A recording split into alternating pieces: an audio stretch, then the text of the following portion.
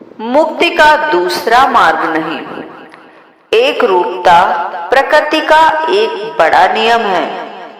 एक बार जो घटित हुआ है वह पुनः घटित हो सकता है।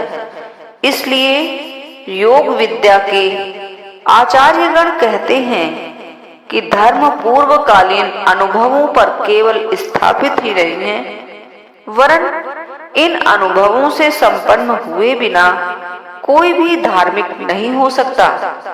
जिस विद्या द्वारा ये अनुभव प्राप्त होते हैं उसका नाम है योग। धर्म के सत्यों का जब तक कोई अनुभव नहीं कर लेता तब तक धर्म की बात करना वृथा है। भगवान के नाम पर इतनी लड़ाई, विरोध और झगड़ा क्यों? भगवान के नाम पर जितना खून बहा है उतना और किसी कारण से नहीं। ऐसा क्यों?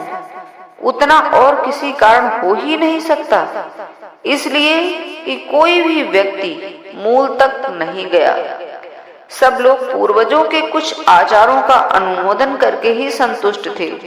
वे चाहते थे कि दूसरे भी वैसा ही करें। जिन्हें आत्मा की अनुभूति या ईश्वरीय साक्षात्कार न हुआ हो, उन्हें यह कहने का क्या अधिकार है कि आत्मा या ईश्वर है?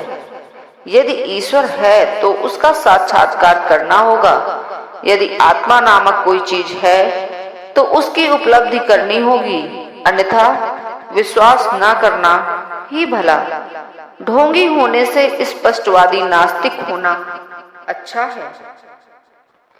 आजकल के विद्वान कहलाने वाले मनुष्यों के मन का भाव यह है कि धर्म, दर्शन और धर्म पुरुष और परम पुरुष का अनुसंधान ये सब निष्फल है, और दूसरी ओर जो अर्ध शिक्षित है उनका मनोभाव ऐसा जान पड़ता है कि धर्म, दर्शन आदि की वास्तव में कोई बुनियाद नहीं।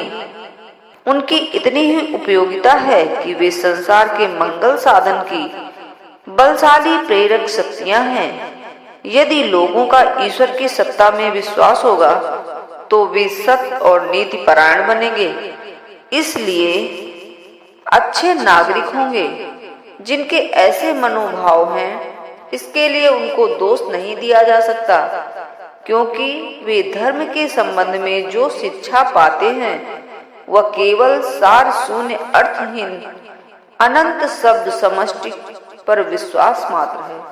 उन लोगों के शब्दों पर विश्वास करते रहने के लिए कहा जाता है। क्या ऐसा कभी कर सकता है? यदि यह संभव होता तो मानव प्रकृति पर मेरी तिल मात्र श्रद्धा न रहती।